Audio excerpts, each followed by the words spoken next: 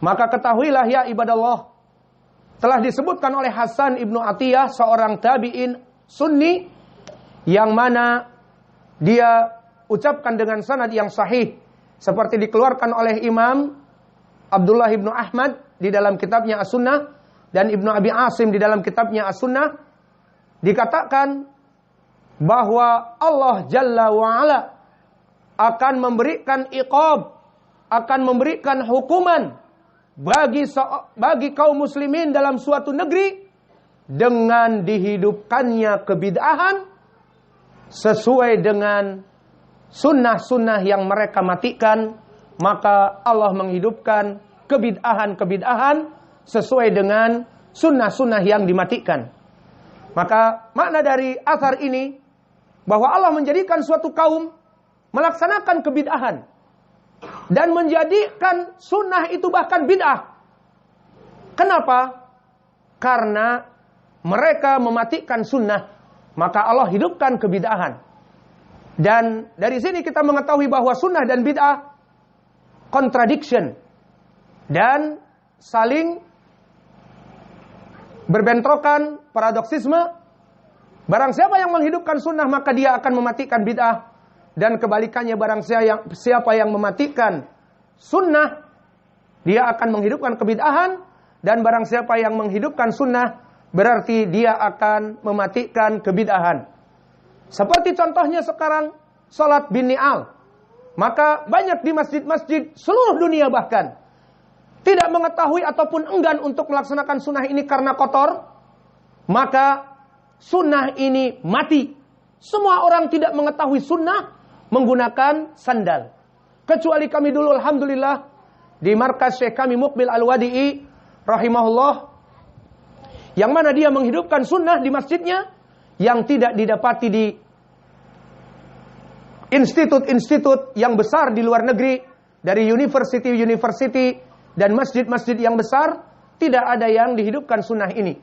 Maka sunnah ini banyak dimatikan, akhirnya hiduplah kebid'ahan.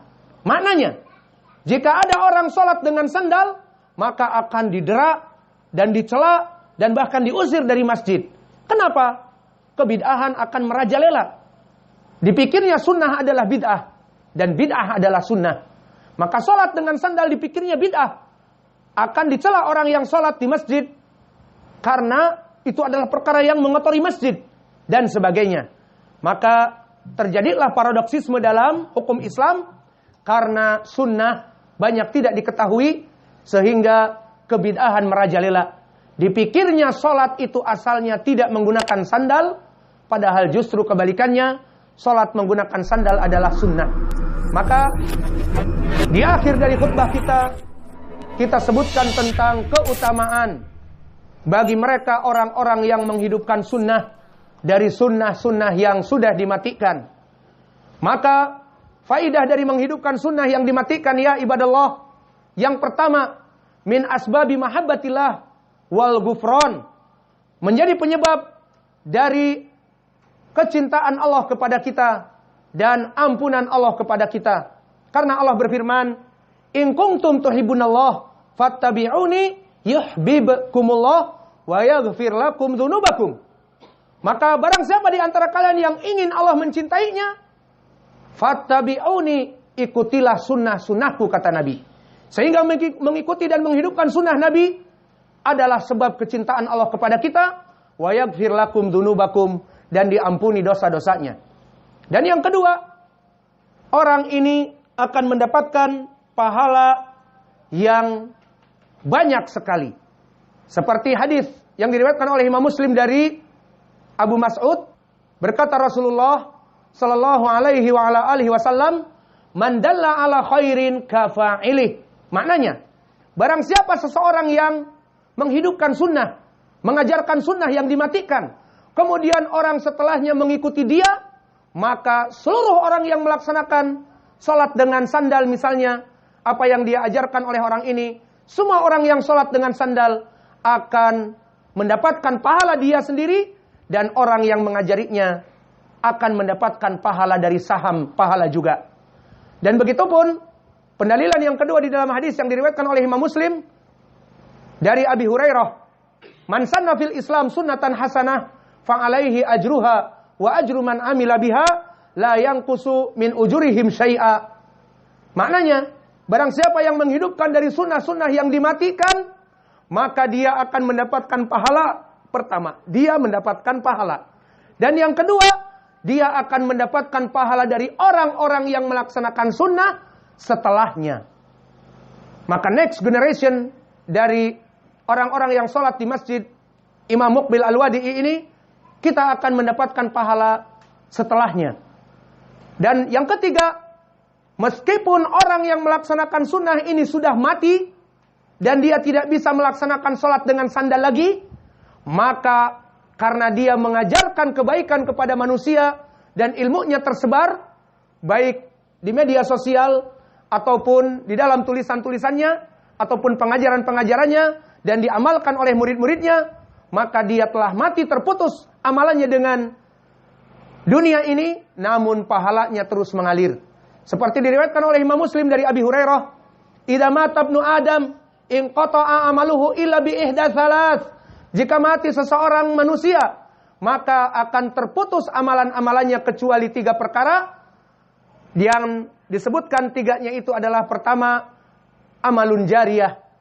Dan yang kedua, ilmun yuntafa'u bih. Dan ini poin pendalilannya.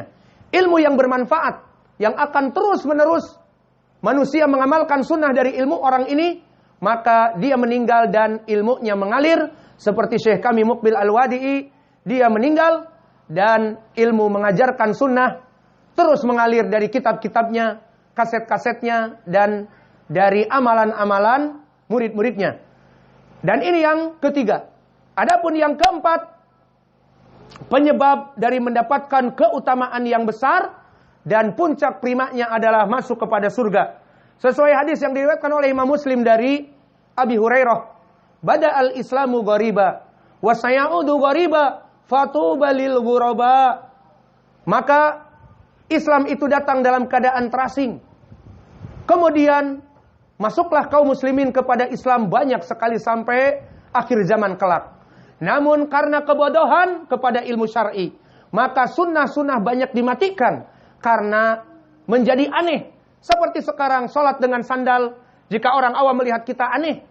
Dan begitupun sholat 2 rakaat sebelum maghrib di masjid-masjid yang lain akan disebut bid'ah, aneh, dan sebagainya. Karena kebodohan sudah merajalela dan sunnah banyak dimatikan, maka fasayaudu ghariba. Ajaran Islam itu akan dijadikan aneh kembali. Fatuba lil ghuraba. Maka kebaikan yang besar bagi mereka, orang-orang yang menghidupkan sunnah dalam keterasingannya.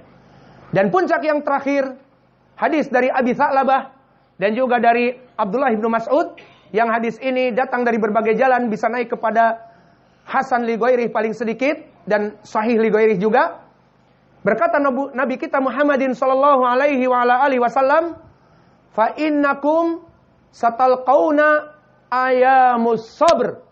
Maka wahai para sahabatku dan kaum muslimin yang akan hidup setelah zamanku, seperti di zaman sekarang dan yang akan datang, maka ilmu itu akan berkurang.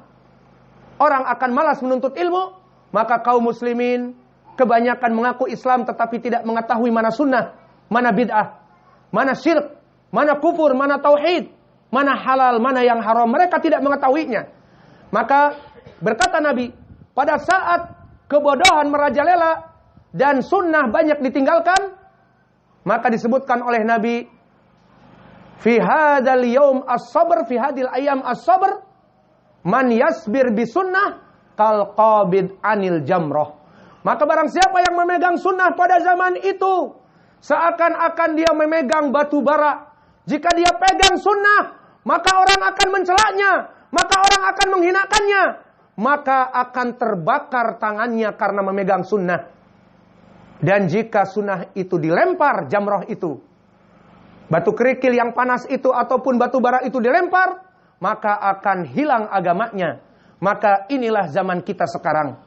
Maka kata Nabi, akan datang zaman sabr, yang penuh kesabaran bagi penghidup sunnah, akan dicela di mana-mana, dan diasingkan dan disebutkan bid'ah, dan disebutkan ahlul bid'ah, padahal dia menghidupkan sunnah, maka disebutkan man ya'mal fihim as-sunnah kamitsli khamsina minkum.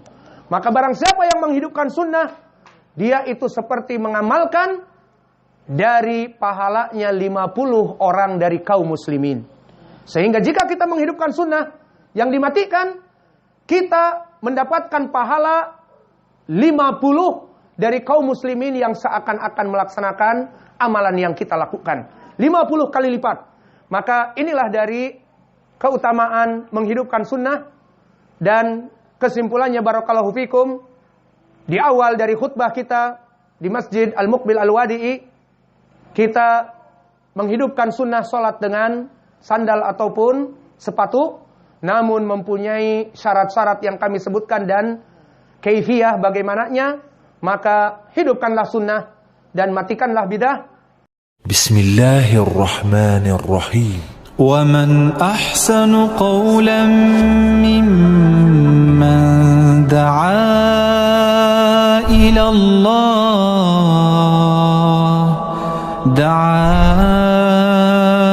إِلَى اللَّهِ وَعَمِلَ صَالِحًا وَقَالَ إِنَّنِي مِنَ الْمُسْلِمِينَ.